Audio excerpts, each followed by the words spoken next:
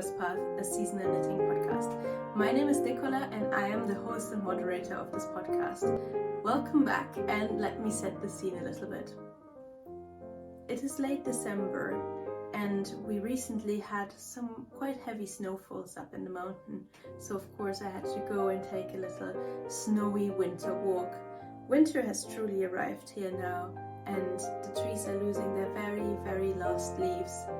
It's getting quite grey outside, and those are the darkest days of the year.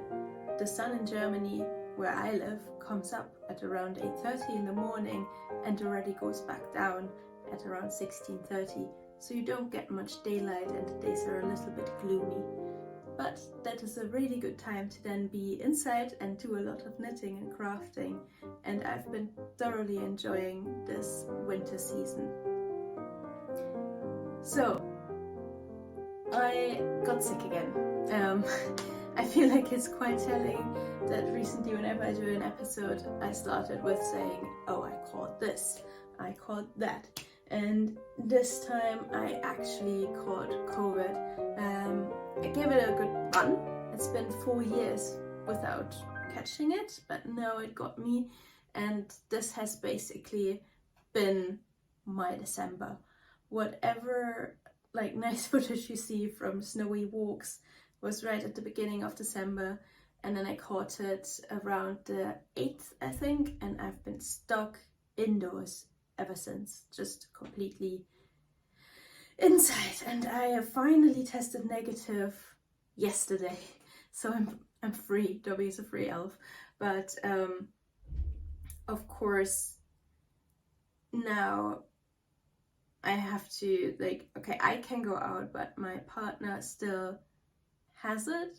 So of course we're spending Christmas together, and that means all family visits are cancelled, and every Christmas plan we might have had is just cancelled. And I hope we'll get out in a day or two. We'll just keep testing and fingers crossed. But for now we're trying to make the best out of a very unusual Christmas for us, because we usually always spend it with one of our families, and now it's just us and the little cats. But it's been really cozy and nice, and I feel like we're kind of succeeding, making the best out of it. Here in Germany we celebrate Christmas on the 24th in the evening, so it's different from the US and the UK. And we had a really nice cozy evening. We watched a Christmas Carol film with Patrick Stewart from 1999, and we made some fondue, which doesn't take much effort. So we had a calm, nice, cozy evening. And today we're also kind of taking it slow. It's the 25th, so it's truly Christmas, and we're just relaxing indoors. I have a nice strong German black tea here. It's Ostfriesentee, which means East Frisian tea, which is the region where it's from. And it's this really strong black tea that traditionally you drink with a bit of cream, so I'm doing that, and quite a bit of sugar in my case at least. So I will be taking some sips from this here and there. It's nice and warm, and I also have some really nice lovely cookies that a dear friend dropped off this morning, left in front of the door. So it's really nice. I feel like really cared for. People keep asking how we've been, and yeah, I mean, you just have to make the best out of things, right? It's not ideal, and I really miss seeing my family, but what can you do? Most important thing is that everyone's healthy and safe, so yeah. But on the other hand, of course, being stuck inside for weeks at a time means that I have a few finished objects that I can show you, because there was a lot of time for knitting.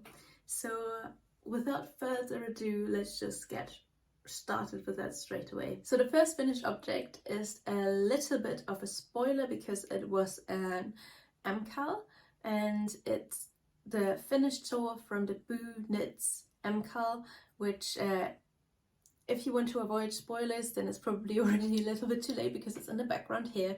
But the last clue came out, I think, almost 2 months ago. So I feel like, yeah, probably by now everyone who wanted to do it as a surprise has finished it, or at least seen what the finished product looks like. So I feel like I can go ahead. So this is it. This is my finished shawl here. It's knit from a lace weight yarn, and I'm going to talk a little bit more about it. As you can see, it's a crescent shawl, which is my favorite shape because it drapes very nicely around my shoulders.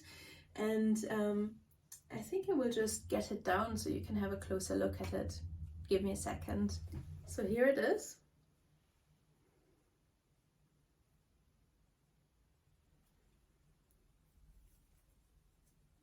I'm just admiring it again myself. I'm super happy with this.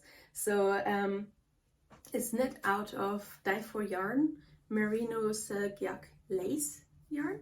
So it's a little bit more see-through and drapey than my usual shawls. I usually prefer knitting with fingering weight yarn. And I noticed again while making this that I just do, because I prefer having a little bit more of a sturdy end product. But I feel like this is so pretty, and I like how transparent it is. I mean, you can also see. Ta-da! And I'm in love with the color. I think it was called Decayed Rosewood or something like that. I don't fully remember, but I think I talked about it in my last episode as well. So if you really want to know the colorway, then you can find it there. And the way that an MCAL works, I mean, most of you will be familiar, is that the designer releases some clues over time. So you don't have the full pattern to start with, but it comes out week by week by week. And here you can kind of see where the clues were. So the first clue was the beginning here, this part, and then each lace section was in a different clue. I really like the body of this shawl here. It's made with cables, tiny lace cables, and purl stitches to kind of bring out these beads. And I almost feel like it makes a little flower shape, butterfly shape around each bead. I don't know if you can clearly see it here because of the kind of little holes that are around it. I think it's super pretty. It was quite annoying to knit it after a while, I have to say, because it's just very repetitive, and cabling and lace weight yarn is can be a bit annoying. And I mean, I think we are all relatively patient people, because if we have knitting as a hobby, we kind of have to be, but given all knitters in the world, I'm probably more on the impatient side. So I was getting a little bit impatient with it, but the pattern is so nice. It's so clearly written again. I know I keep raving about Bunet's designs. I would recommend her patterns to anyone who is starting to knit lace shawls, because that's the patterns that I started with, and it really got me hooked. And I feel like her patterns are always very well written and thought out. You can just see she has a lot of routine in designing these lace shawls, and they come out beautifully. I will just drape this around me so you can see what it would then look like. So I think I was scared it would come out a little bit small because I used the smaller needle size, so that's on me. But I think it's just the right size for me. It's very drapey, very pretty. I've worn it to some Christmas parties before I got sick, so I got a little bit of the Christmas feeling, and I got quite a lot of compliments on it. I also really love the way that the bottom here works, the kind of like columns of architectural lace. I just love this. I'm quite proud of it, and I'm also proud that I managed to finish this while also doing some Christmas projects, which is not a given for me.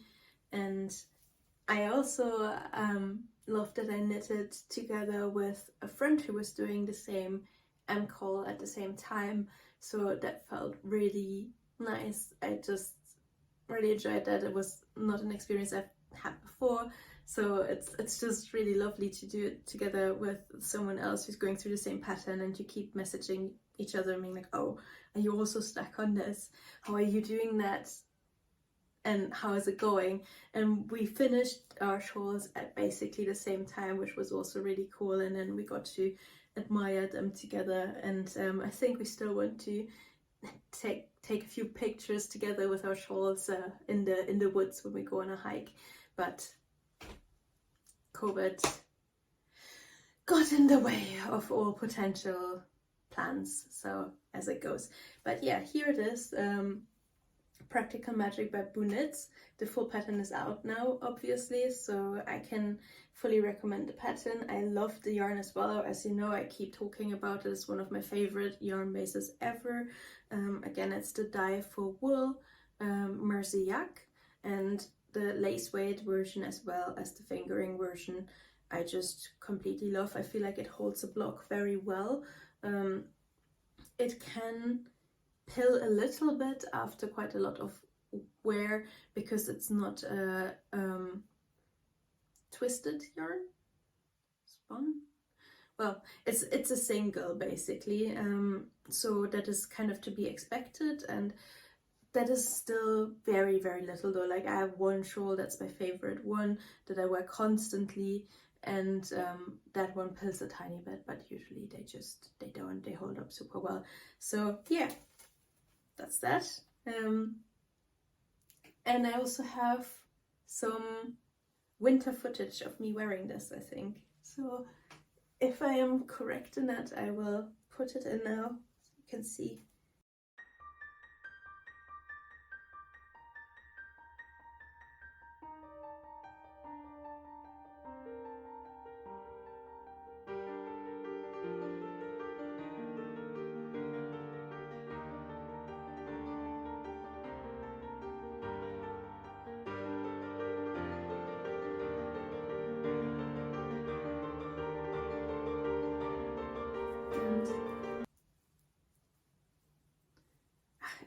It's always difficult to get them to lie nicely when you're on camera, but I think you get the gist. I used some gold beads in it as accents, and I think that also worked really well.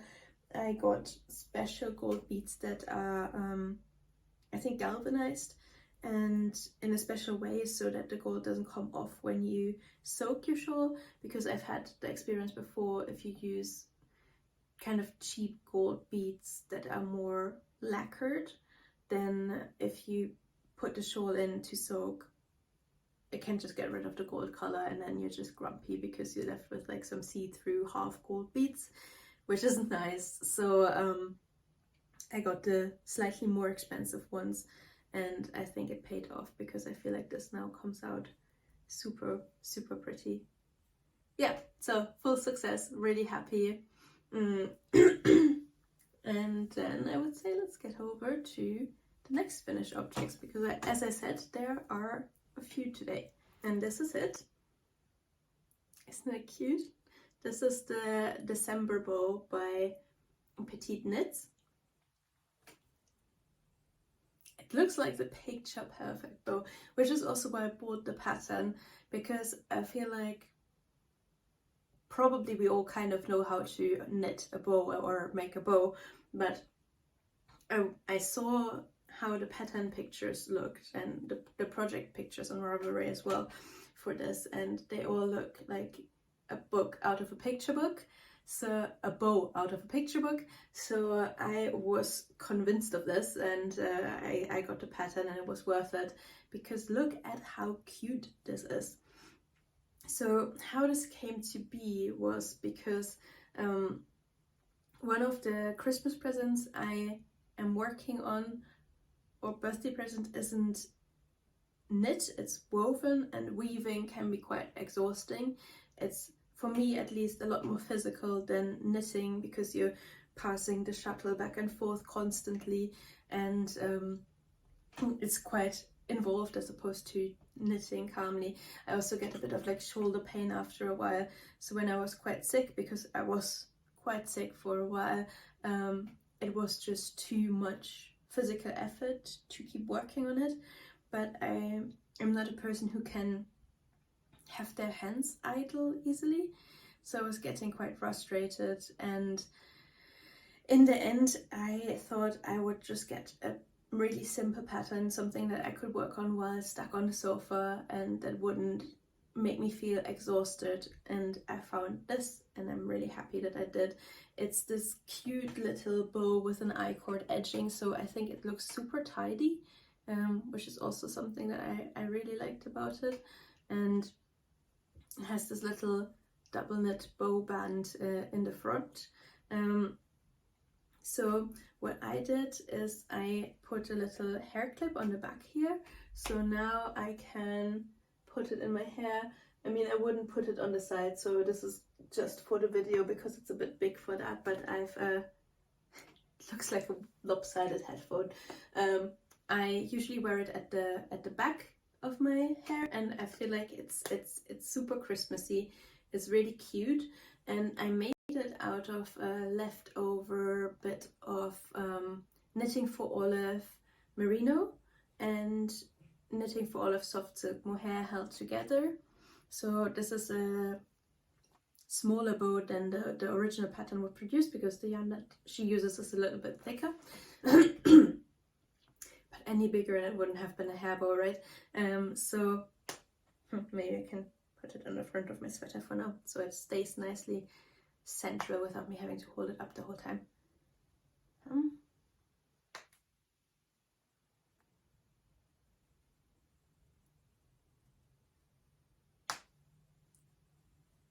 Et voila!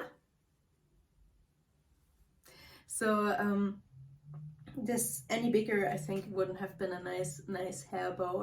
It would have been a little bit too dramatic for me, and it came together in about an evening, I think, maybe a little bit longer. You basically knit a long strip and then fold it in a specific way that she explains in the pattern. I'm really happy with it, and I'm also happy with how the yarn came out, the colors. I think it's quite elegant and Christmassy and cute. So it's a super small project, but it made me happy making it, and it makes me happy wearing it. So I think that's basically the best feeling ever when you have that. And I will definitely make more bows. And it also inspired me to kind of break my yarn hiatus, which I think is fine because I've used up a lot of yarn over the Christmas period to buy a few more Knitting for Olive neutrals, and I will show them to you when they arrive in my next podcast episode. So yeah, this is the December bow by Petite Knit. It was the first Petite Knit pattern that I've ever knit, because I love how her style turns out. I really like the Scandinavian chic style. For me, a lot of her things look so picture perfectly store-bought that then I feel like I could almost buy them in a store, so I don't put the effort into making them, which is a little bit weird because I really like the look of them. So this was the first of her patterns that I made, and I'm really happy with it. So I would definitely be open to knitting a few more of her designs, because this pattern was as clear as it could have been. You could really see that it's very professionally written and designed, and had little illustrations for how to fold this bow. So that was really worth it, and I appreciate that she put so much effort into this pattern, also because for a year after the publication, so that ended now, I think, the proceeds went to charity, and still she made sure that it was like written out to the last detail and perfectly clear. So I appreciate that. And if you're looking for a cute bow pattern in your life, then go for that one. It's super nice. So yeah, that is the little December bow. And then after the bow, I still had a little bit of yarn left over from that project, because this was a leftover project, but it didn't use up all of the leftovers. So then I thought, oh, what would be nice maybe would be a headband to go with it. So I made that, and that's what I'm wearing right now. So this pattern I made up myself, just on the go. If you're interested, I can make a tutorial for it, or write a little pattern and put it up on Ravelry, which would be 100% free, because I have no idea what I'm doing with pattern designing. I've never made a pattern before, but just let me know in the comments if you'd be interested, and then maybe I'll write it down when I have time. So this is a little headband that is a double knit band that goes around a store-bought, just normal headband, and I've also knit in some beads for some winter sparkles. And as you can see, it's also made from the same yarns as this, so it has the little mohair halo on it, and I think it's super cute. I'm really happy with how it looks, especially since I just made it up on the spot. I was thinking about also making a necklace to go with it, but I think it might be a bit over the top. I don't know, let me know what you think. It might be a little bit extra, but I'm currently a little bit in love with neutral colors, I think, and especially with all of the little beads on here, I'm just super happy with it. I'm quite proud that I just made that up. I mean, is it complicated? No, not at all. Is it something that is like super involved? No, but still, a few years ago I basically couldn't knit at all anymore because I'd last done it when I was a child, and now I can just kind of sit there on the spot and go like, oh, that would be a nice thing to have. How could I do that? Oh yeah, that's how I'm just gonna make it. And I think that's quite a cool skill to have. So I'm really happy with my little headband, because I wear headbands constantly, all the time basically. So having a little wintry cute headband, perfect. And yeah, that's very small finished object, but it is a finished object that I'm proud of and happy with nevertheless. And then let us come to the last finished object, which I saved for last because it will mess up my hair. So I thought we would leave it to the end of the episode. This is a hat that just came out, the pattern for it. It's the Through the Woods hat by Isabella Clarke. I think her podcast is called 100 Acres Wool. She's also on YouTube. I'm definitely going to link it below, because that's how I found out about this hat, because she'd made it for an episode and I just instantly fell in love with it and with the design, because I really love these little trees that go around the color work. So I knew I just had to give it a go, and I did instantly, and I messed it up a bit. I think it looks super pretty, but if you look at the hat and you look at my head, then I think you can kind of see the issue with that. So it obviously came out way too big, and this is on me.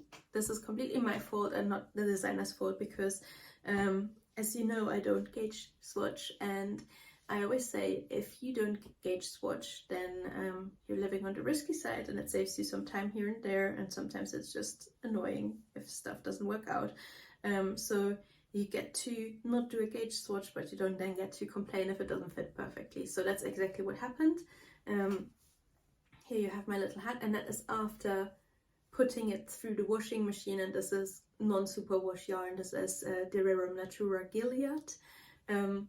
So you can imagine how big it was before, because this is a little bit felted now, because I already tried to make it smaller. So let me put it on so you can see the misery.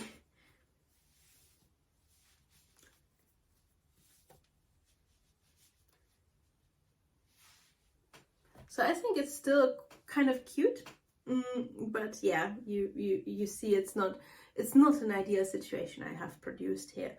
So let's talk about the pattern. And it did mess up my hair, but let's talk about the pattern a bit, because I really liked it. It's a colorwork hat pattern, and she included different versions of the pattern in it to make it look a bit more festive and Christmassy if you wanted to. So she put little stars on top of the Christmas trees that you could have put in optionally, and she also included the option to make bubbles for the Christmas trees, like for in the middle of them, because then it looks like baubles on a little Christmas tree instead of just a snowy fir tree or something like that. And I really like this bubble idea. But I thought what would even look more like Christmas baubles would be to put little beads. So that's what I did. So my Christmas trees, I hope you can see them well, they all have little beads for Christmas ornaments on them. And I picked translucent bead colors so that it would look snowy, so that I could still wear it after Christmas and it would still look pretty. So that's that. This is how they came out. And yeah, I think the hat is super cute. It's just too big. The pattern I really liked as well. So it has you carry the floats quite a lot up here, because as you can see, one tree is a bit taller than the other one. So there are quite a few rows up here where you have to carry your floats quite a lot. So you have to make sure that you don't carry them always in the same spots.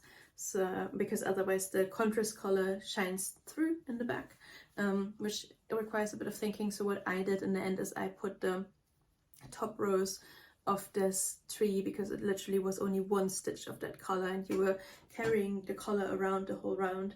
I just made them in duplicate stitch so I wouldn't have to do that. And since if I would have put the stars on top anyway, that would have been duplicate stitch, I figured, oh, why don't I just do this for the top rows of the trees as well? So this is the Through the Woods. I think Through the Woods, not Through the Forest, but it might be either. But anyway, notes below linked hat, and it's such a cute wintry pattern. I saw it and I just had to make it instantly. I think if it had come out a bit earlier in December, I might also have made it as a present for some people, because look at how cute this is. I made the middle size of it, which was a grave error. I should have made the smallest size and then it would have probably fit, because it would have basically gotten rid of 2 trees, which would have been about this much. So that looks way more reasonable. Then I would have probably had to shorten the crown a little bit, and it would have been ideal and fit very well. Now I have this, like if I, yeah, that's the problem if you don't gauge swatch, and that's on you. But so I was thinking about still wearing it. I think I might not wear it that much in the end if I do leave it like this. But it's a little bit more of a cloche almost now than a well-fitting knit hat, because I felted it a bit. But what I always say is, well, I mean, if you don't gauge swatch, you need a little bit of creativity here and there, right? Because this is the risk you're taking. And while I was a little bit disappointed for a second, I just knew it was my fault, because I should have gauge swatched. I have a really loose gauge, so I went down a needle size already, but it just wasn't enough. Maybe the designer has a gauge a bit more on the tighter side, and then it's just not enough if I do that. And the only way to avoid it is by gauge swatching. So 100% not the pattern's fault or the designer's fault, and it's lovely. So if you like any snowy, wintry, Christmassy hat patterns, then look at this one. It's seriously, it's so cute, and I just really liked the motif on it as well. So what I mean is, you've produced this, it doesn't quite fit, but you've still produced a fabric, right? So this is not the only thing you can do with this fabric. You made a hat, you thought you made a hat, but in the end it didn't turn out that way. You still have fabric that you can use, and in my case I can use it quite easily because it's felted.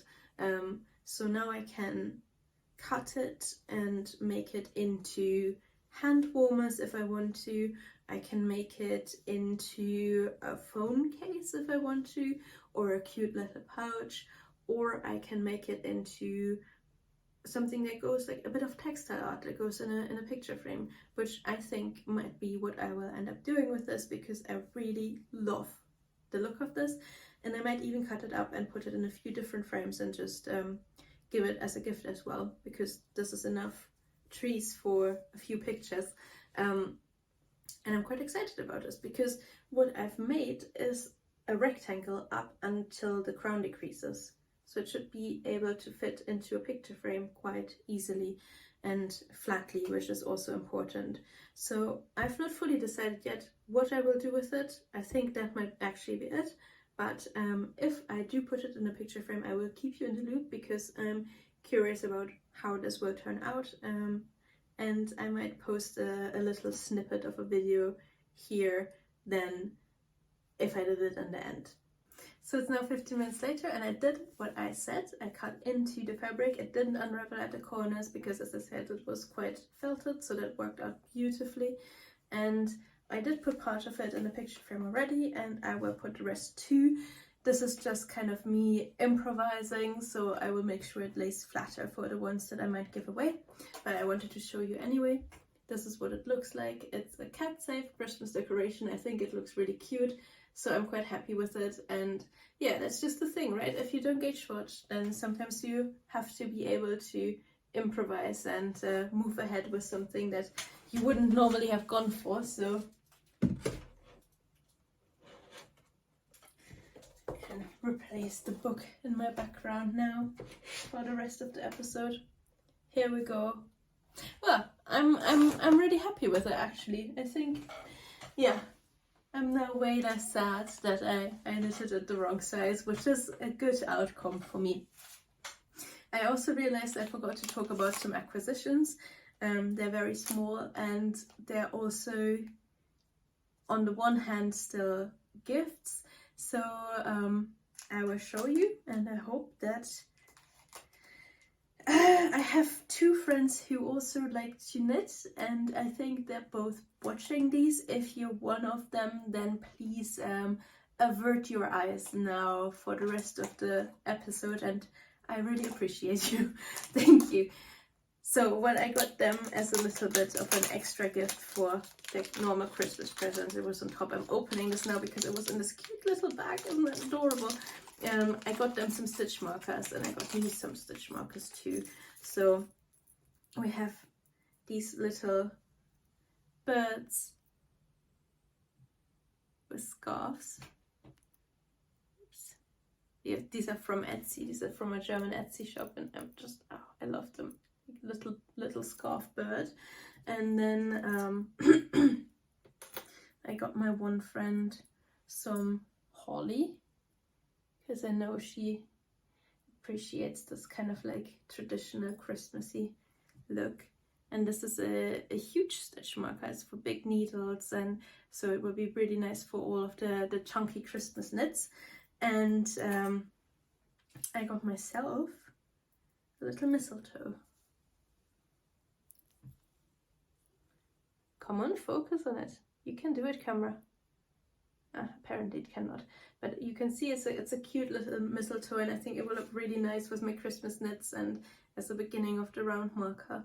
So yeah, the next days when I'm still inside and kind of like stuck, I will have some cozy Christmas knitting using my new cute little mistletoe, and feeling very happy while doing so. And then there was another acquisition that kind of got me through the month. It's not knitting related, but it's still very nice, and I think there's an overlap, so I will just briefly talk about it, which is leaning forwards to pick them up. This is just a selection. My advent calendar that I had. This is the Diamine Inkvent advent calendar. So it's a fountain pen ink advent calendar where you get a new ink every day. And because it's a UK advent calendar, it had 25 little doors, which made me super excited because the German advent calendars have 24 traditionally. So I had an extra day of ink. I'm going to show you a few now. They're all kind of Christmas, winter themed, and I don't know, like being sick, but opening a door every day and having a little ink in there, thinking about letters to write and cards and stuff, made me feel much better with the whole situation. It was kind of like a high of my day in the morning to be able to have that. So I'm really happy about it.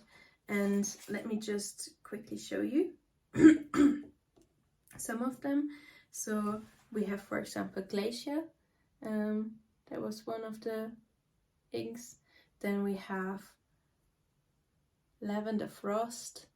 That was another one. Some of them are shimmery, like this, for example, has shimmer at the bottom.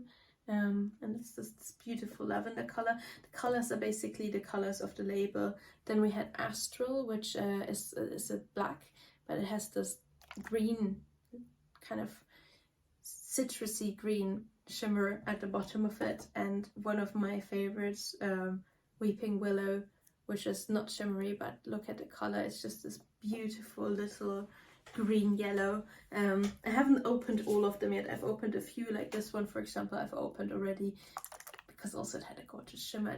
I like shimmerings. I don't know what to tell you, but I love them. I know it's kind of a divisive issue in the fountain pen community, whether you like shimmerings or not. And there's a lot of anti-shimmer ink snobs,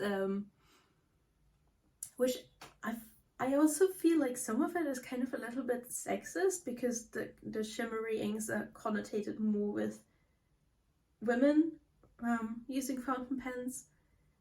So there's a few people who are really judgy about them, like shimmer inks or inks that smell of stuff. But there's also some legitimate issues that these inks might have. For example, like if you have, this is a little tiny bit of a deep dive, but I'm not going to go into full depth of it. It's just 20 seconds. But if you want to skip fountain pen rambling, then please go ahead. If you have a pen, then the shimmer can kind of clog it, so it's little glitter particles, and you know, if you do crafts, you know glitter is really hard to get rid of, and that's true for fountain pens as well, so it can get stuck in places. You have to really clean the pen super thoroughly to get it out again. And a very last acquisition that I'd completely forgotten about, again for my knitting friends, please look away, were these little cute needle stoppers with snowflakes, and I got them because I also thought, oh well, you can just use them through the whole winter. It's just a cute little thing to have. So yeah, that was the acquisitions of this episode. It wasn't super much. As I told you, I just got an order in with the Advent Sunday discount from Knitting for Olive, because it was 15% off. So I bought a few more neutrals. Next episode I'll show them to you. And I also might place an order with Mondschaf, because I saw that one of the yarn qualities that she does that I really like is going out of business. Not a whole shop, just this one yarn quality is not going to be dyed anymore, unfortunately. So I might have to put an order in for 1 or 2 skeins of it, because it will make a beautiful little shawl. So yeah, that's it from my side, and thank you so much for spending time with me today. I hope you had a good time despite my voice being a little bit off because of still recovering. Hope it didn't bother you too much. If you like this episode in principle, then please consider giving it a thumbs up and subscribing to my channel. I hope I will be able to film a kind of wrap up of 2023 knitting relatively soon, and my knitting plans for 2024, because I think that would be fun. So I hope I will see you in the new year, and have a really nice and cozy Christmas time, winter holiday time, whether you celebrate any religious fest or not. I hope you have a few days to just take a break and relax and spend time with your family and friends and your craft, because I think that's kind of what we all need, right? Just a little bit of break and calm, and I hope you have that, and see you very soon. Bye!